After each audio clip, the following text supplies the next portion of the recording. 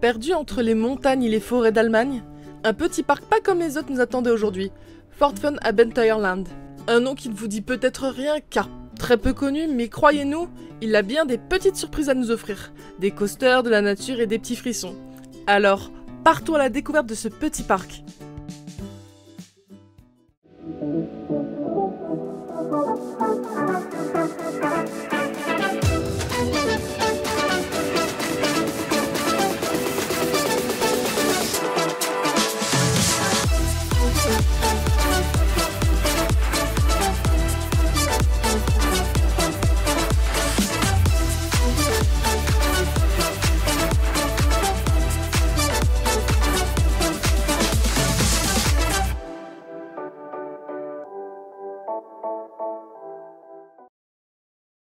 Alors, avant de vous parler de ce qu'on a fait dans le parc, petit retour rapide sur l'histoire de Fort Fun. Le parc est situé dans le Sauerland, en Allemagne, et il existe depuis plus de 50 ans. A l'origine, en 1967, c'était pas pensé pour devenir un parc d'attractions comme on le connaît maintenant. En fait, le fondateur Karl Josef Freiherr von Wendt voulait créer une piste de course auto, mais le projet a été abandonné à cause de problèmes environnementaux. À la place, il a installé un téléski, puis en 1972, il ouvre une piste de luge d'été. C'était d'ailleurs les plus longues du monde à l'époque. C'est là que commence vraiment l'histoire de Fort Fun avec l'ouverture officielle. Il crée aussi un petit village de vacances et une zone western qu'il appelle Fort Fun City, avec un saloon, des animations, etc. Bref, une ambiance Far West qui est encore bien présente aujourd'hui. Le parc s'est ensuite agrandi petit à petit. En 1979, ils ajoutent un flume et un train à vapeur venu des États-Unis. En 1981, ils installent une montagne russe appelée Wirbelwind, qu'on connaît maintenant sous le nom de Speed Snake Free. En 85, le fondateur vend le parc à 2 nouveaux propriétaires, puis en 2002, c'est le groupe français Grévin et compagnie qui rachète Fort Fun. Donc c'est la Compagnie des Alpes, c'est le même groupe derrière Walibi ou le parc Astérix par exemple. Et aujourd'hui, le parc appartient au groupe Looping qui a racheté Fort Fun en 2017 à la CDA. Fort Fun, c'est un parc qui a bien évolué au fil du temps, mais qui a gardé son ambiance un peu unique entre montagne, nature et univers western. Et c'est ce qu'on va découvrir ensemble dans ce Trip Report. Après avoir traversé une bonne partie de Fort Fun, on arrive tout au fond du parc dans une zone qui s'appelle Riverside. Et là, faut le dire, le parc il est littéralement construit en pente. Descendre jusqu'ici, franchement, c'est agréable, hein. On est entouré de forêts, on respire, mais dans un coin de notre tête, on sait déjà qu'à un moment, va falloir remonter. Et cette remontée, croyez-moi, on l'appréhende, hein. Mais en bas, on est bien, hein. C'est une zone paisible, un peu à l'écart, et c'est ici qu'on retrouve quelques-unes des attractions emblématiques du parc, à commencer par Speed Snake Free, une montagne russe signée Vekoma installée en 1981. C'est un coaster au look assez rétro qui a été modernisé au fil des années, notamment avec des changements de train. Aujourd'hui, l'expérience est plutôt fluide, et même si ce n'est pas le coaster le plus intense, il garde un vrai charme old school. Juste à côté, on a Marienkäferbahn, une petite montagne russe familiale rappelant SOS Tournevis au parc Astérix, en forme de coccinelle. C'est une attraction très simple, mais idéale pour les plus jeunes et pour les familles. Elles se font bien dans l'environnement naturel de la zone, c'est vraiment super joli de zigzaguer entre les arbres comme ça. Et enfin, il y a le Rocky Mountain Rally, un petit circuit de voitures sur rail, toujours dans le thème nature et montagne.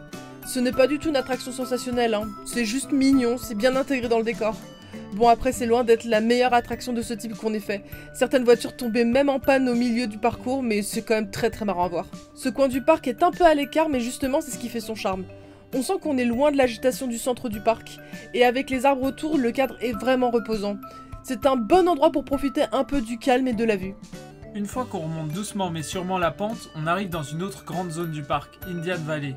Et ici, l'ambiance change encore. On est toujours en pleine nature, mais cette fois avec un thème amérindien plutôt bien intégré. Et surtout, beaucoup d'attractions familiales. Dans cette partie du parc, il y a une petite zone centrée autour de l'univers de Yakari, le petit indien de bande dessinée. C'est vraiment un mini coin thématique, mais très mignon, avec 3 attractions pensées pour les plus jeunes. Cette zone a ouvert en 2023, mais cette année, elle s'est encore agrandie avec l'ajout d'une nouvelle attraction. On commence avec Kleiner Donners Wilder Ritt, une petite attraction pour enfants que nous nous sommes fait un plaisir de faire, tout neuf et tout mignon. C'est tout simplement un parcours à dos de chevaux mécaniques, mais sauf que là on a la chance de chevaucher Petit Tonnerre. Puis juste à côté il y a Grosser Adlers Freierflug, la nouveauté de cette année qui a d'ailleurs ouvert ses portes le jour de notre visite. C'est une balançoire géante de type Wild Swing de chez Art Engineering.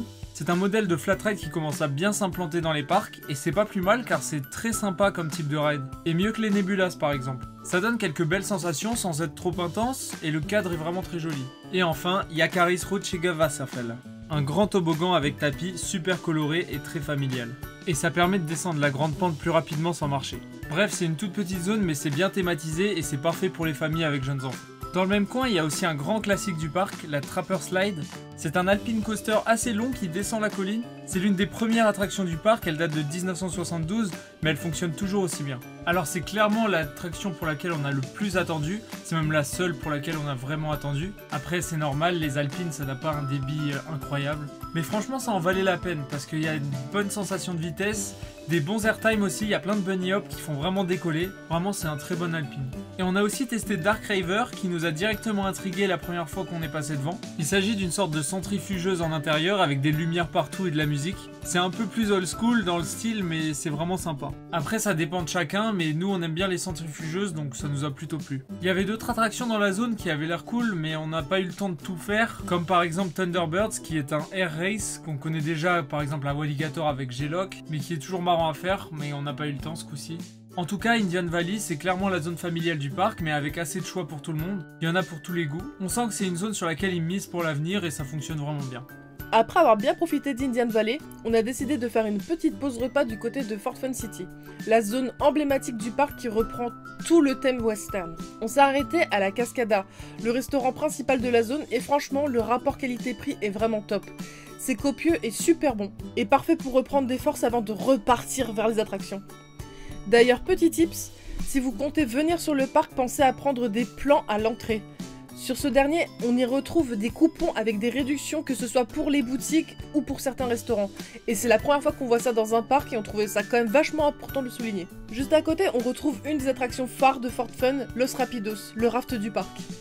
Une attraction vraiment très jolie mais qui malheureusement ne mouille vraiment pas beaucoup, pour le plus grand plaisir de Wolfie qui déteste être mouillé dans les attractions. C'est un classique du parc qui plaît à tout le monde et qui est quand même très sympa à faire. Et puis il y a aussi Funny Fucks Bow, une sorte de petit jeu de laser comme on en retrouve à Europa Park ou à Schwaben Park. C'est un petit parcours de laser où nous devons éviter de les toucher avec plusieurs autres jeux dans le genre, c'est très cool pour les plus petits. Fort Fun City, c'est un peu le cœur historique du parc, avec son ambiance western, ses bons restos comme la Cascada et ses attractions, sans oublier aussi sa grande boutique où on y retrouve surtout des jouets de cow-boys et d'amérindiens pour les enfants, et bien évidemment, des peluches des mascottes du parc. Après cette pause bien sympa à Fort Fun City, on a continué notre exploration du parc en direction de la zone Funny Hill. Là, on change un peu d'ambiance tout en restant dans un univers Far West. C'est aussi dans cette zone qu'on a vécu notre coup de cœur du parc, Devil's Mine. Non pas que le coaster en lui-même soit incroyable, c'est un Junior Vekoma assez classique, mais plutôt par sa file d'attente qui est vraiment très cool. On dirait un mélange entre une funhouse de fête foraine et une maze d'Halloween par endroits, où on dirait qu'il y a des animatroniques et des jumpscares désactivés.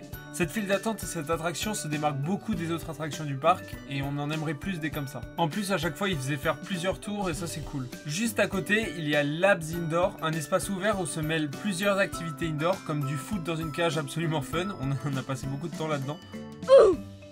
Des constructions avec des cubes en mousse, de quoi bien s'occuper en cas de pluie. Dans cette zone, il y avait aussi un cinéma 4D interactif. C'est toujours sympa même si la technologie a déjà 10 ans et qu'on comprenait pas trop qui était en train de gagner. Ça reste quand même un bon atout dans l'offre globale du parc. Avant de conclure cette petite vidéo, impossible de ne pas mentionner Wild Eagle Drachenflieger, une attraction qui offre un point de vue vraiment incroyable sur le parc. C'est une attraction de type Skyglider du constructeur Rodelsberger qui vous fait dévaler une montagne à près de 30 mètres du sol. La sensation de voler au-dessus du parc est vraiment impressionnante avec une bonne dose d'adrénaline et une vue panoramique incroyable. Tasia l'a pas faite à cause de son vertige, mais avec Vlogster et Julie on a adoré. L'attraction n'est cependant pas comprise dans le billet, elle est en supplément pour 2 € par personne, ce que je trouve relativement correct. Je pense que si elle est en supplément c'est aussi parce que le débit est très faible. C'est clairement l'une des attractions les plus mémorables du parc, parfaite pour ceux qui aiment les sensations fortes. Une expérience à ne vraiment pas manquer si vous visitez Fort Fun Adventureland. Et voilà pour notre découverte de Fort Fun Adventureland. Un petit parc très mignon qui est très agréable à visiter. Nous aimons beaucoup visiter les parcs régionaux et celui-là fait partie des plus aboutis qu'on ait pu visiter.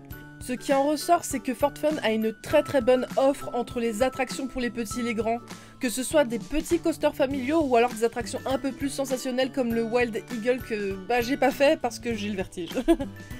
Malheureusement, on n'a pas du tout eu le temps de regarder des spectacles, on sait pas du coup trop ce que ça vaut, mais ça doit être quand même très sympa à faire. Niveau rapport qualité-prix, on sent aussi que le parc propose quelque chose d'accessible grâce à des petits bons d'achat qu'on retrouve sur les plans. On sent aussi qu'il y a une volonté à vouloir faire plaisir à tout le monde. En bref, Fort Fun, c'est une très bonne surprise, qui mérite clairement le détour si vous êtes en trip vers les parcs plus au nord de l'Allemagne. En tout cas, merci d'avoir regardé cette vidéo en entier. N'hésitez pas à liker la vidéo si ça vous a plu, à vous abonner et à laisser un petit commentaire, ça fait toujours plaisir. Et à la prochaine, salut!